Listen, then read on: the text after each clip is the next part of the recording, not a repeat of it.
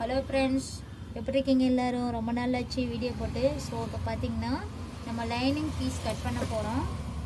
இப்போ அளவு பீஸை போட்டு லைனிங் பீஸில் போட்டு இது பார்த்தீங்கன்னா இப்படி மடித்து ஃபோல்டிங் பண்ணியிருக்காங்க இல்லைங்க.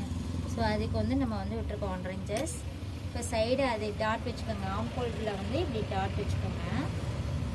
ஓரமாக இருக்கிறவங்க ஓரத்தில் வந்து இப்படி டாட் வச்சுட்டு இது சைடு தைக்கிறக்காண்டி இந்த ஸ்டிச்சிங் பண்ணுற இடத்துல ஒரு கோடு போட்டுக்கோங்க. ஸோ அது வந்து 1 inch வந்து தைக்கிறக்காண்டி விட்டுக்கோங்க. இது பார்த்தீங்கன்னா இங்கே ஷோல்டர் அப்படியே இருக்கு இல்லைங்க. ஷோல்டர் வந்து அப்படியே மார்க் பண்ணிக்குவோம். 1/2 inch வந்து தைக்கிறக்காண்டி விட்டுக்கலாம். அப்புறம் பார்த்தீங்கன்னா இது வந்து ஆம்கோல் வளைவு.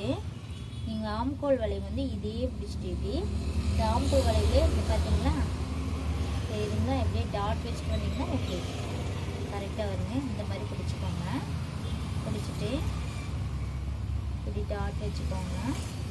அப்படின்னா ஆம்கோல் வளைவு கரெக்டாக அதே அளவு வந்துடும். ஸோ அதில் ஒரு வளைவு போட்டுக்கோங்க. போட்டுட்டு தைக்கிறதுக்காண்டி ஒரு 1/2 inches மட்டும் இப்படி எக்ஸஸாக விட்டுருங்க.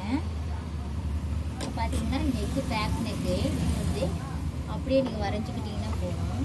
இந்த இடத்துல வந்து வளைவு மட்டும் இப்படி போட்டுக்கோங்க.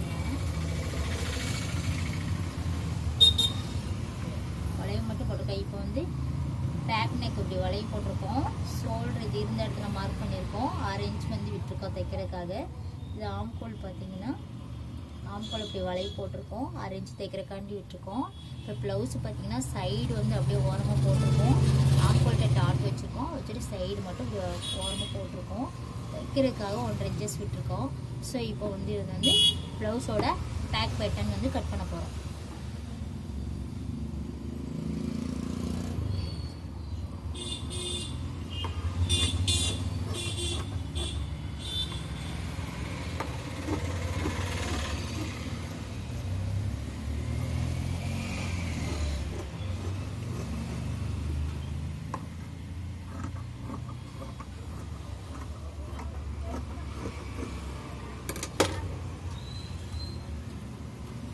பேக் பேட்டர்ன் ரெடி ஆயிடுச்சு.